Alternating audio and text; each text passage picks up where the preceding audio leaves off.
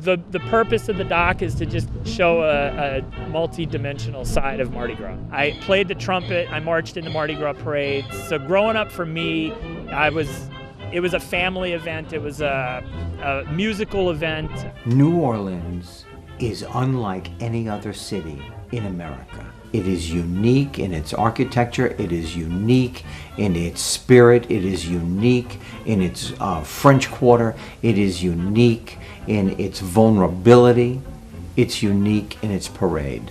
It's a beautiful thing to watch this all come together, and it's what I think makes it so unique in the whole world among all human endeavors, is that it's the reason they do it. And they spend a lot of money and a lot of time and a lot of energy just to make fun.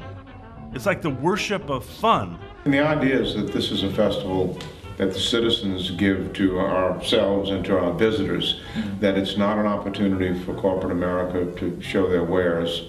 The Mardi Gras organizations are all nonprofit organizations. So, Mardi Gras belongs to everybody. The citizens are the shareholders. And it's really an unusual venue because most other entertainment venues, from bowl games to golf tournaments, are sponsored. Somebody brings you this event. Right. Well, the citizens of New Orleans bring you Mardi Gras.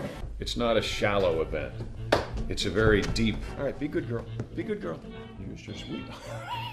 The very root word of carnival is carna, which is meat. It's to give the red meat out. She'd give up something for Lent. She's going to give up bacon. Never. It's a culture. It rolls. People come. It's free. Maybe more than anything else, it just gives joy. What the hell's wrong with that? Maybe people come out and have a good time for nothing and feel connected to their city, feel connected to their past, feel connected to generations before them. Is just a damn good thing. It's a given. If there's a New Orleans, there will be a Mardi Gras, and that's just all to it. There's no better host. New Orleans like it. We are the nation's host. We will show you how it's done. We will take care of you, be kind to you, and I feel that goes back to the origins of Mardi Gras.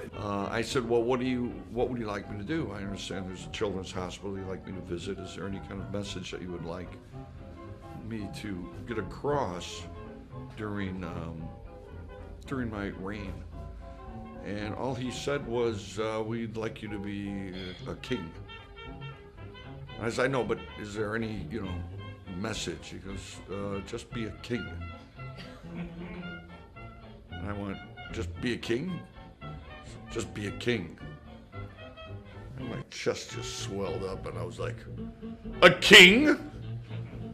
You want me to be a king? I will be a king. The people of New Orleans treated me like a king. Although they have it in Rio de Janeiro and in France and in some parts of Spain, I don't think any place in the world celebrates it and has the reputation that New Orleans has. You get these personal moments too. That's another thing that I think really surprised me, is that there are parts of parade route where you feel really close to people. They're right there. Yeah. And you can see families and you can see kids and you can see people catch the things that you're throwing, and the excitement and enthusiasm. Yeah. That was one of the best things, actually, thinking about it, was that sense of connecting with the people, and that's what you have what they want, and once you've thrown it and they get it, there's this sort of triumphant moment for them, especially with kids. Yeah. It's awesome. I think the testament to you enjoying something is that you want to go back. Yeah. That's the thing. If you want to go back, then then you've had a great time. And you are going to find thousands of smiles at those parades. It's a city that has many personalities. We are going to be referring to it more and more as just NOLA. And it takes on that personification of a person that you want to get to know better, and you'll fall in love with, and you'll talk about her for many years to come. I promised people I was going to throw them beads, and where are you going to be, and I'll find you. And once we hit the street, I didn't know where I was. And it's just because there were so many people, and your perspective is so whacked up. I see the sea of humanity screaming at you. And you want to please everybody, but it's just, you lose time and space, because a lot of times I just really didn't know where I was. I couldn't recognize the landmarks. You know what, my first, I guess, intro to New Orleans, my dad had a twin brother. There was a photograph, a black and white photograph of my dad and his twin brother and like their crew, like 8 guys. They're on Bourbon Street, and it had been an all-nighter, and the sun's coming up, and the looks on their faces were like pure joy, and they were just having the time of their life. So as a kid, I always wondered what New Orleans was about. That sort of resonates inside of me, something I've grown up with. It's about the spirit, and really, I guess, if you really want to sum it all up, to me, it's the spirit of the city of New Orleans, which to me is a wonderful, wonderful thing. No matter where I go in the world, I cannot wait to come home to New Orleans. I mean, and I think Mardi Gras has a lot to do with that. New Orleans is a city that we thrive on loving and nurturing.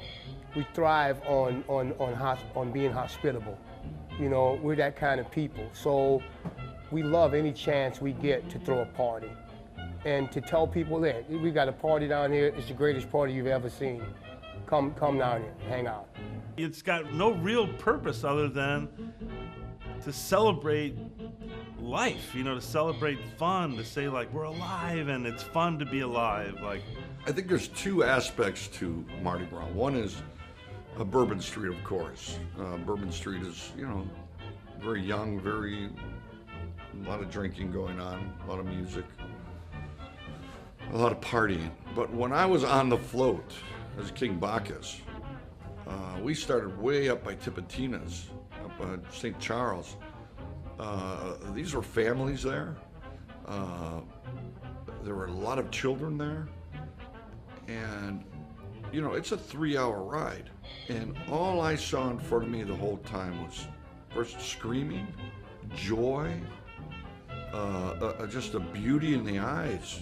It was the sweetest experience. There's no sort of stopping the spirit of New Orleans.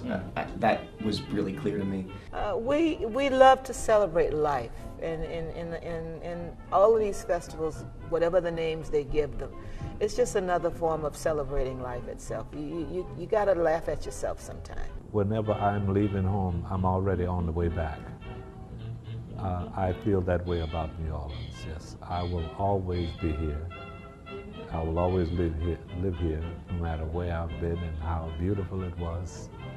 I'm always looking forward to getting home. And I don't go look for New Orleans anywhere else but home. I don't go looking for a shrimp po' boy in Germany. I look for New Orleans in New Orleans. As if you're looking for certain things, you had best be here. Mardi Gras has become one of those things. It's become part of the identity of what New Orleans is and what it means to other people around the world. And there's a beauty to it that I wish we could hold on to throughout the rest of the year. I've had friends who've come here and said that Mardi Gras changed their lives. I've worked with one person who came in for Mardi Gras and stayed, and just stayed, never left. Just never left. He wound up working with me for a long time. You know, because I asked him, I said, well, man, how did you move to New Orleans? Man, I came out for Mardi Gras, just had a good time. Thought I should stay, just never went home. So, that's fun. Yeah, so I think New Orleans is a beautiful place because we've always been a city that has welcomed other people with open arms. Always, we've always been that way. We've also been this community that's been exactly like a gumbo, where you have all of these different cultures coming together to create this unique thing, you know, that we call New Orleans, you know, and Louisiana culture.